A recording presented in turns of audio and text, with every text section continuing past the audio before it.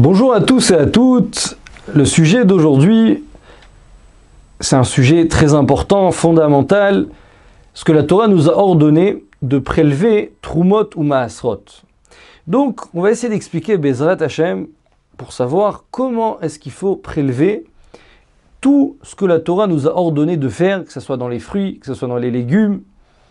Alors, je ne rentre pas dans la question halachique, à savoir, est-ce que quand j'achète d'un magasin, il faut prélever ou pas.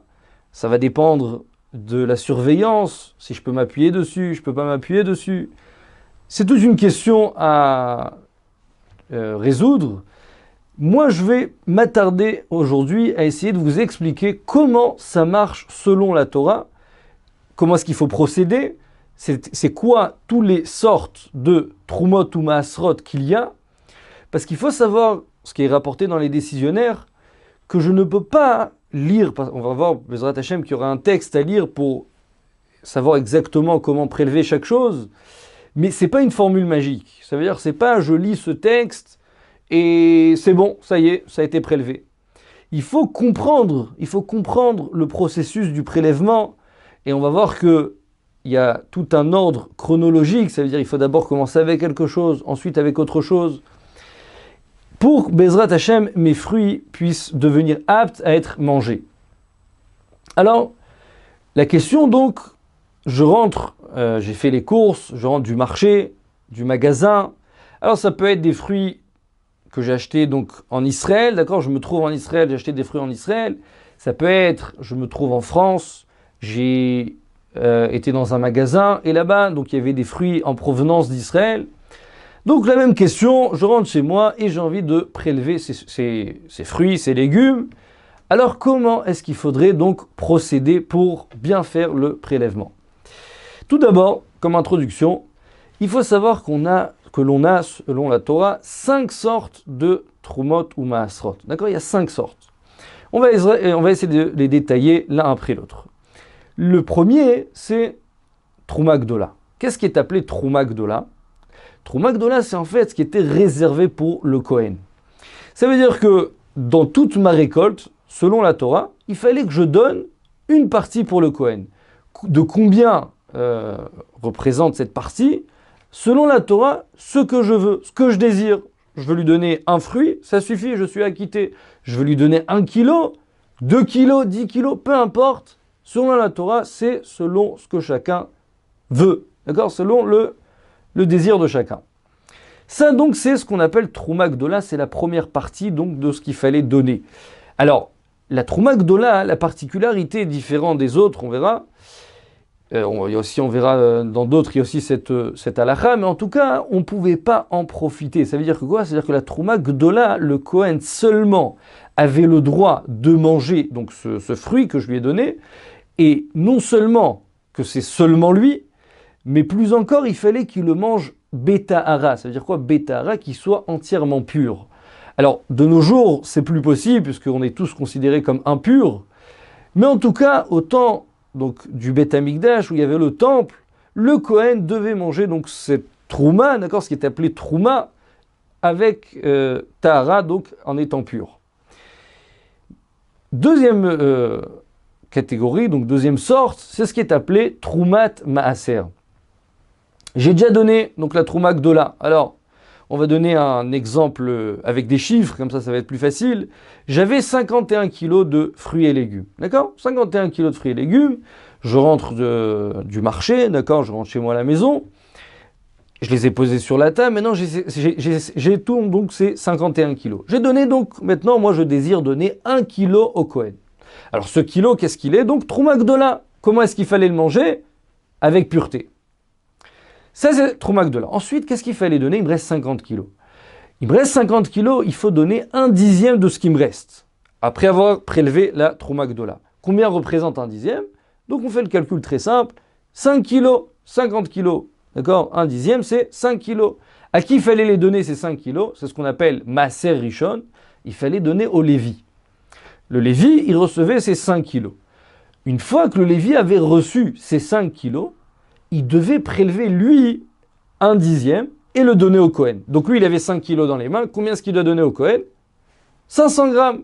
500 grammes, ça devait être au Kohen. La même chose, il faut savoir que cette troumat maaser, d'accord, ce qui est appelé troumat maaser, donc c'est ce dixième en fait prélevé par le Lévi de ce qu'il a reçu du Israël, d'accord, du juif, du Israël, il y avait la même sainteté que la trouma, qui était aussi qu'il fallait manger avec pureté. D'accord, donc ces 500 grammes, il fallait manger avec pureté, il lui restait 4 kg 500 grammes au Lévi. Moi maintenant, je reviens vers moi, je suis à la maison, j'ai donné donc le kilo au Kohen, les 5 kilos au Lévi. Qu'est-ce qui me reste à prélever? Alors, ce qui me reste à prélever, on va expliquer, ça va dépendre des années. On va expliquer tout de suite, vous allez me comprendre. Il y a ou maaser rishon, ou maaser ani, ou maaser sheni. Alors, maaser ani, on va commencer par maaser ani, c'est le plus simple. C'est en fait un dixième de ce qui me reste, à qui il fallait le donner? Aux pauvres. D'accord, aux pauvres que je connais, peu importe qui, il fallait que je donne maaser ani. Alors, en chiffres, combien ça représente? Il me reste 45 kilos dans les mains, je fais le calcul, 45 divisé par un dixième, donc 4 kg 500. 4 kg 500, il fallait que je prélève et je le donne aux pauvres. Ça dépend des années, il y a d'autres années qu'il fallait donner à la place de maaser ani, il fallait donner ce qu'on appelle maaser sheni. Qu'est-ce qui est appelé maaser sheni? Alors c'est très simple, c'est le même nom, donc c'est toujours un dixième, donc toujours 4 kg 500, ouais, dans notre exemple. Il fallait en fait prendre ces fruits, les monter en Eretz Israël, c'est-à-dire les monter à Yerushalayim, d'accord, donc aller à Yerushalayim, d'accord, je pouvais habiter dans une autre ville en Israël, il fallait que je prenne ces fruits, je les monte à Yerushalayim et je les mange, je les consomme là-bas. Ça c'est maaser sheni. Alors, maaser sheni, c'était aussi des fruits qui étaient sains, d'accord, qui avaient aussi donc une gdoucha, une sainteté, et il fallait les manger seulement à Yerushalayim, pas ailleurs. Alors on va essayer d'expliquer, Bezrat Hashem, on verra par la suite, on va essayer d'expliquer comment est-ce que aujourd'hui on fait pour enlever cette sainteté, et ainsi de suite. En tout cas, pour comprendre, comme je vous l'ai dit, ça dépend des années, des fois c'était maaser ani, des fois c'était maaser sheni. Alors c'est très simple. On a ce qu'on appelle la Shemitah, d'accord? C'est quoi la Shemitah? C'est une période de 7 années, d'accord? 7 années consécutives, et qui se renouvellent chaque 7 ans. Les 6 premières années, on a le droit de travailler le champ, on a le droit de récolter, de faire pousser, de cueillir, tout ce qu'on, d'accord, tous les travaux, ouais, qui concernent donc le champ, les arbres fruitiers, peu importe, c'est autorisé, j'ai le droit. La 7e année, c'est ce qu'on appelle l'année de la Shemitah, c'est l'année du repos, où je ne peux plus rien faire. Ce champ, il doit rester donc sans que je le travaille, sans que je récolte, sans que je cueille, sans que je sème. J'ai rien le droit de faire. C'est une année shabbatique.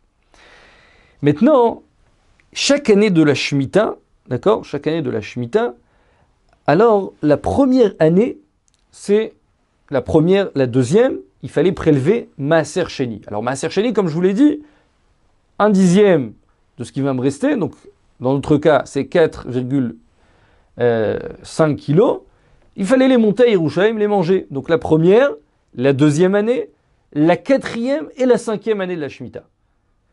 Ensuite, la 3e et la 6e année, c'était maaser ani. Donc ça dépend des années. Aujourd'hui, par exemple, on se trouve à la 2e année de la Shemitah, d'accord? Donc, chaque année, ça va dépendre. Des fois, il faut prélever maaser sheni. Des fois, il faut prélever maaser ani. Maintenant, ce qu'il faut comprendre, donc, en tout, combien j'ai donné, d'accord, pour reprendre notre cas, pour que ça soit bien clair, combien j'ai donné, en tout et pour tout, j'ai donné 10 kg 500. J'avais 51 kg, j'ai donné 10 kg 500. On récapitule rapidement. J'avais 51 kg. La première chose que j'ai prélevée, c'est quoi? Trouma Gdola au Kohen. Donc ce kilo que j'ai donné au Kohen, Trouma Gdola. Comme je vous l'ai dit, il fallait le manger avec pureté. Ensuite, il fallait donner de ce qui me reste. Donc il me reste 50 kilos. Il fallait donner un dixième au Lévi. C'est quoi donc le Lévi, il recevait un dixième. Combien ça représente? 5 kilos. Le Lévi, quand il reçoit ses 5 kilos, il doit donner aussi un dixième au Kohen. Donc 500 grammes. Ces 500 grammes, ils étaient purs. Ils avaient une gdoucha, une sainteté. Donc il fallait que le Kohen les mange avec pureté. Donc le Kohen, dans notre cas, il s'est retrouvé avec 1,5 kg dans les mains. Et le Lévi, 4,5 kg, d'accord, qui lui reste dans les mains. Ensuite, moi, donc, qui a acheté ses fruits, il me reste 45 kilos. Dernière étape, c'est quoi? Dans le processus, il faut prélever 1/10 de ce qui me reste. Combien? 4,5 kilos. Alors, comme je vous l'ai dit, ça va dépendre des années. Si je me trouve à la première et la deuxième année de la Shemitah, aujourd'hui la deuxième année par exemple, qu'est-ce que je donne? Je donne Maaser Sheni. Maaser Sheni, qu'est-ce qu'il fallait faire avec? Monter à Yerushalayim et les consommer là-bas. L'année prochaine, donc ça sera déjà Maaser Ani. Ouais, donc c'est quoi Maaser Ani? Il faut donner 1/10 pour les pauvres. Donc c'est 4,5 kilos, d'accord? Donc 45 kilos divisé par 10, d'accord? Donc combien est-ce qu'il me reste? 4,5 kilos, d'accord? Qu'il fallait donner aux pauvres. Ça donc, en gros, d'accord, c'est ce qu'il fallait faire au temps de la Torah. Maintenant, de nos jours, il faut savoir que c'est un peu différent, c'est-à-dire que le processus reste exactement le même. Mais ce que je vais devoir donner va être différent. Vous allez comprendre pourquoi. Je reviens chez moi à la maison, on reprend l'histoire du début, je reviens chez moi à la maison, aujourd'hui maintenant. On oublie le temps de la Torah, on est aujourd'hui, on est, Baruch Hashem, l'année Tafshin Ain Zain, d'accord? Donc, année donc 2017, je reviens chez moi à la maison, j'ai ces fruits, j'ai ces légumes, comme vous voyez devant vous, on a des oranges, on a des poivrons, des tomates, des concombres, on a tout ce qu'il faut. Je reviens chez moi, j'aimerais savoir comment procéder au prélèvement. Alors, déjà ce qu'il faut savoir, c'est que de nos jours, quand j'achète d'un magasin ou quand j'achète d'un marché, je ne parle pas du cas où quelqu'un il a un arbre fruitier chez lui à la maison. Je ne parle pas de ce cas-là. Ça, c'est un autre cours qu'il faudrait faire. Je parle du cas où j'achète d'un marché, d'un magasin. Puisque, comme je vous l'ai dit au début du cours, que de nos jours, généralement, ça a déjà été prélevé. Normalement, ça a dû être prélevé. Il faut savoir en tout cas qu'en Israël, donc il y a la rabbanout, d'accord, donc l'autorité rabbinique qui est responsable donc de la halakha. Alors, généralement, il faut attention de prélever. Maintenant, il peut y avoir des erreurs, des oublis. Alors, bien entendu, c'est toujours bien de prélever. D'accord? Donc, en tout cas, je rentre chez moi à la maison. J'ai seulement un doute. Est-ce que ça a été prélevé ou ça n'a pas été prélevé? Je ne sais pas. Alors, comme je ne sais pas, je vais prélever dans le doute. Quelle va être la différence si je prélève dans le doute ou si je suis sûr? Premièrement, si je suis sûr, j'aurais dû faire la bénédiction. On va voir, Bezrat Hashem, il y a un texte à lire après pour comprendre, on va essayer de le détailler exactement. Mais en tout cas, la bénédiction qui est citée, donc qui est rapportée dans le texte, il ne faut pas la dire. Puisque je suis seulement dans l'hésitation, je ne la dis pas. Alors, je reviens donc à mon cas. Dans tout ce que je vous ai rapporté depuis le début, d'accord? Donc en fait, les 5 sortes de Trumot ou Maasrot, finalement, il y en a 4, d'accord? Il y en a 4, parce que ça dépendait des années. Ouais, est-ce que c'est Maaser Sheni ou Maaser Ani? Dans les 4 sortes, il y a seulement 2 sortes que je n'ai pas le droit de consommer. Et la troisième, que je vais vous expliquer tout de suite, la gdoucha, je peux l'enlever. C'est-à-dire, je peux transférer la gdoucha. Et je vais vous expliquer comment. Alors, qu'est-ce que j'ai pas le droit de manger? Ce que j'ai pas le droit de manger, c'est ce qui était destiné au Kohen. Pourquoi? Comme je vous l'ai dit, c'est pur. Il fallait le manger avec sainteté, avec pureté. Donc ça, j'aurais pas eu le droit de manger. D'accord? Ce morceau, je peux pas le manger. Donc combien représente ce morceau? Je vous ai dit, le Kohen, on peut lui donner ce que je veux. Donc ça peut être même un petit morceau, ce qu'on va essayer, Bezrat Hashem, on va le faire ensemble, on va couper un petit morceau. Ce morceau, j'ai pas le droit de le manger. Il y a encore autre chose que j'ai pas le droit de manger. C'est en fait ce qu'il fallait donner aux Lévi. Ouais, ce qu'il fallait donner aux Lévi, on a dit que c'était 1/10 de ce qui me reste. Ces 1/10 de ce qui me reste, il faut savoir que les fruits du Lévi, j'ai le droit de les consommer. Moi, je peux les consommer, il n'y a aucun interdit. Par contre, ce que le Lévi devait lui prélever pour le Kohen, comme on l'a dit, le Lévi, quand il recevait, dans notre cas, si vous vous rappelez, les 5 kilos, il devait donner les 500 grammes au Kohen.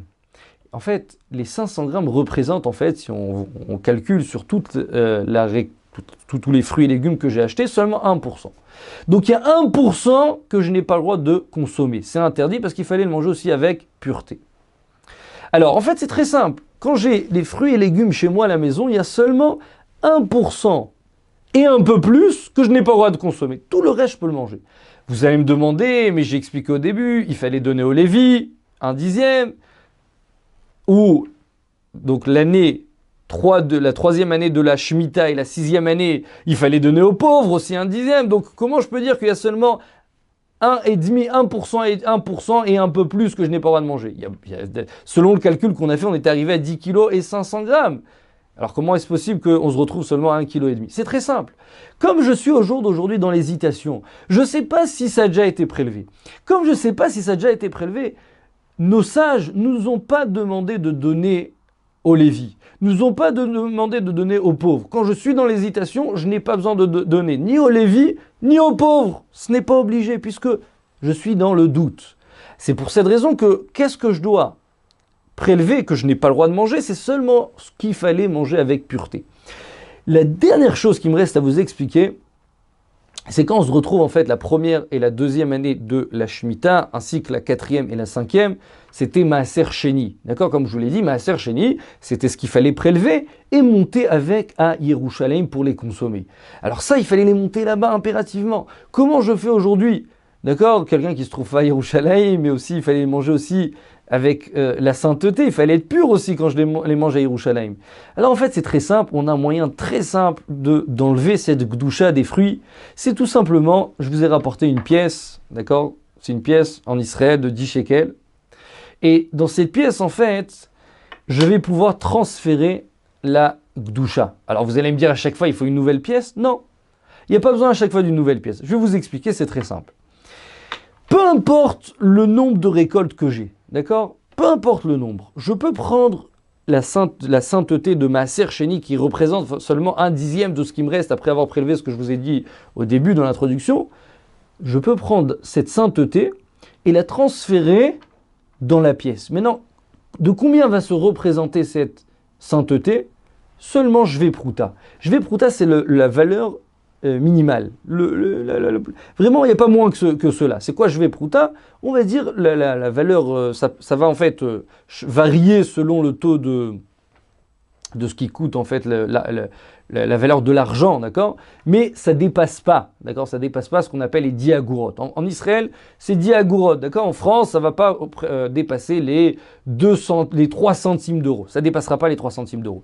Alors il faut savoir qu'il faudra à chaque fois transférer cette sainteté, d'accord, dans la valeur du pays, d'accord? Alors maintenant en Israël, donc je vous ai apporté des shekalim, on se trouve en Israël, donc il faudra transférer à l'intérieur la gdoucha, la sainteté. Et donc combien de fois j'ai la possibilité de transférer la sainteté? C'est très simple. Puisque je vous ai dit que ça ne dépassait pas les 3 centimes d'euros ou les 10 agourot, dans une pièce de 10 shekels, on a 100 fois. 100 fois, j'ai la possibilité, à chaque fois, 100 fois je reviens du marché, j'ai la possibilité de transférer la sainteté dedans. Je vous expliquerai à la fin qu'est-ce qu'il faudra faire avec cette pièce et la même chose de ce qu'on a prélevé. D'accord? Qu'est-ce qu'il faudra faire de ce qu'on a prélevé et qu'est-ce qu'il faudra faire de la sainteté qui a été transférée dans cette pièce. Pour revenir à un autre cas, d'accord, je reviens du marché, j'ai toujours ces fruits et légumes, ils n'ont pas bougé. Alors maintenant, on va vous expliquer concrètement, vous allez voir, c'est très simple. Nos sages, ils ont écrit un texte bien clair.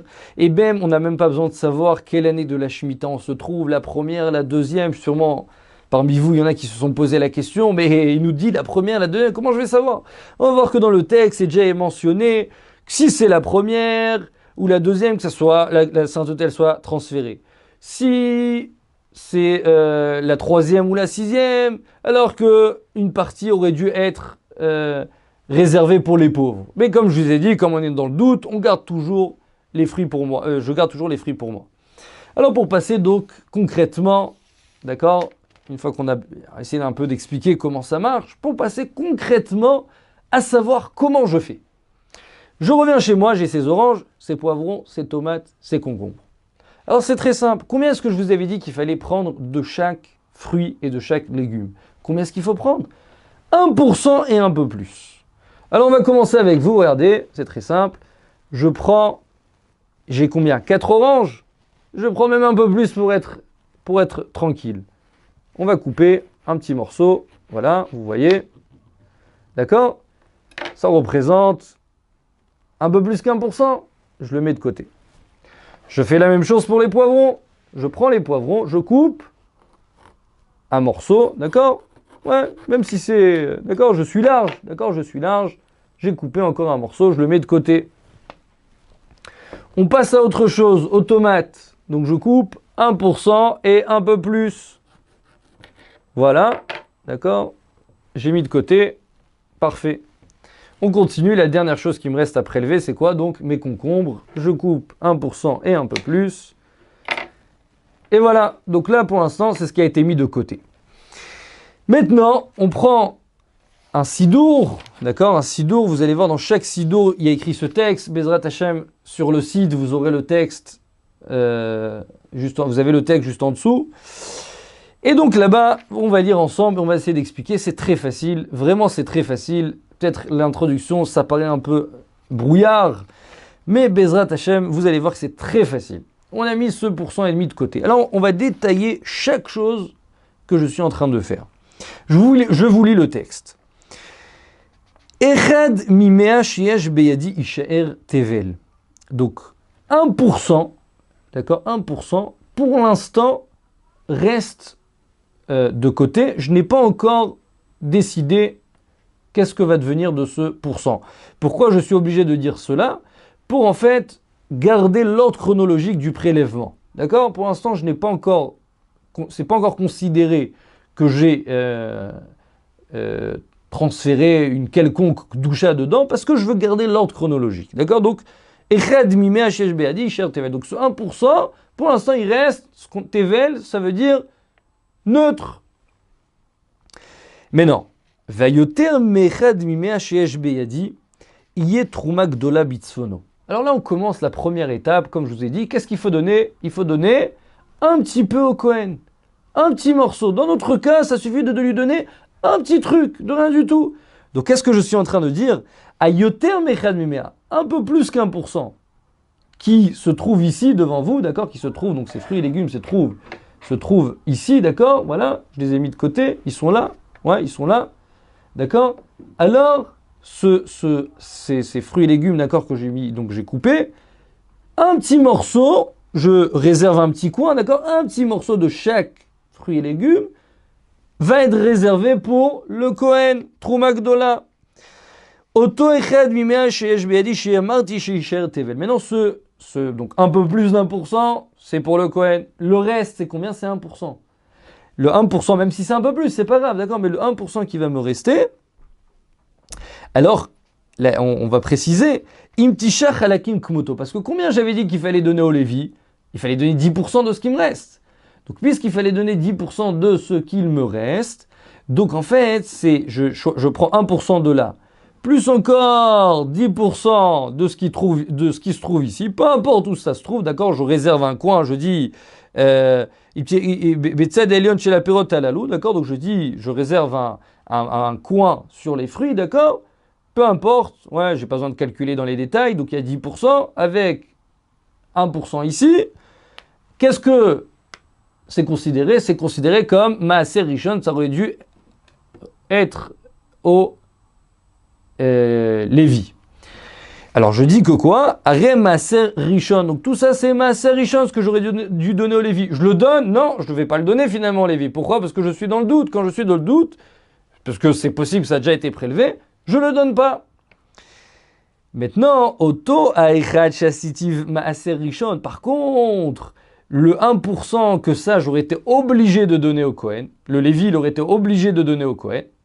Et ce pourcent, je ne peux pas le manger parce qu'il est sain. Donc il y a,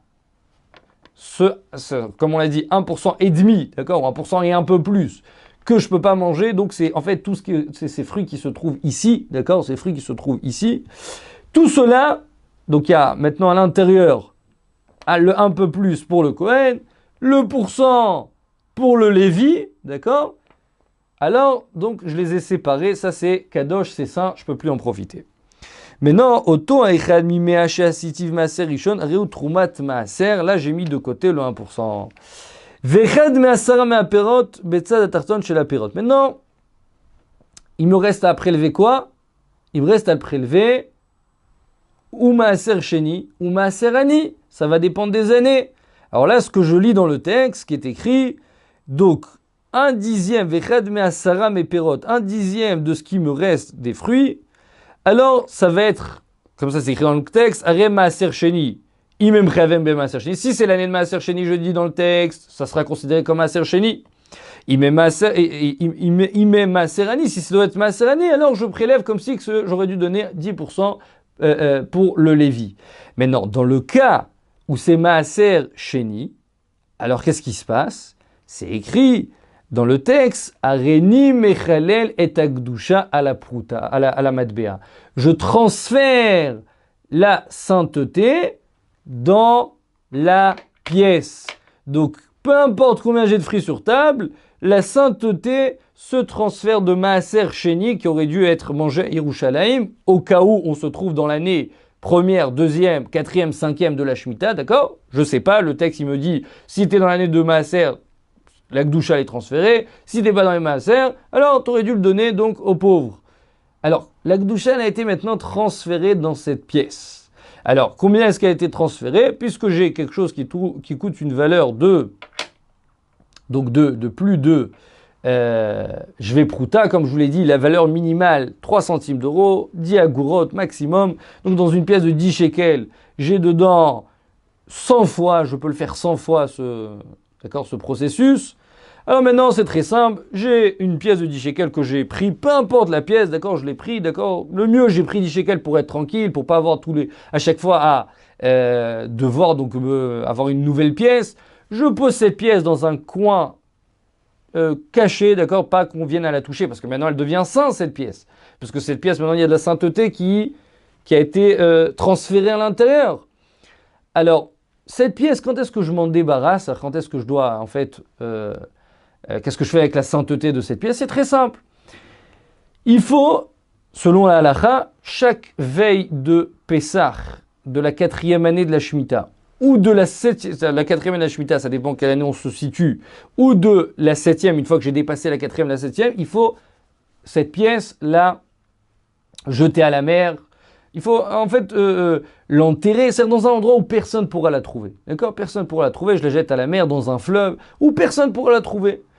Et donc, je me suis débarrassé de cette pièce. Alors pour être tranquille, le conseil que je vous donne, c'est que chaque année, veille de Pessah, rappelez-vous que vous avez mis une pièce au-dessus de votre placard, ou cette pièce, à chaque fois que vous êtes revenu du marché, vous avez lu le texte, et donc la sainteté de Maaser Sheni a été transférée dans cette pièce, vous la jetez à la mer, dans un fleuve, vous pouvez l'enterrer dans un endroit bien caché. D'accord, vous êtes tranquille, au moins vous n'avez pas besoin de savoir à chaque fois quelle année je me trouve, avant la 4e, avant la 7e, vous êtes tranquille, chaque fois vous renouvelez, 10 shekels par an, c'est pas très grave, ça peut être en France 2 euros, 3 euros, d'accord, c'est pas beaucoup, vous mettez une pièce, 2 euros, bon il n'y a pas des pièces de 3 euros, mais de 2 euros, vous mettez au-dessus du placard, et chaque veille de Pessah, vous l'enlevez, vous mettez une nouvelle, comme ça, vous avez encore toute une année pour pouvoir prélever quand vous revenez du marché, ou quand vous avez acheté des fruits d'Eretz Israël.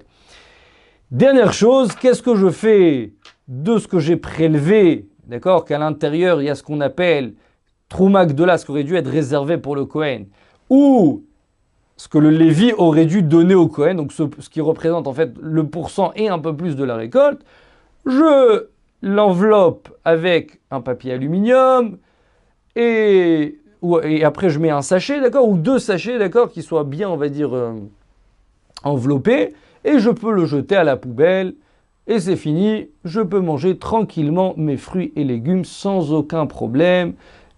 J'ai prélevé comme ce que la Torah m'a demandé. Bracha ve'atzlacha, à très bientôt.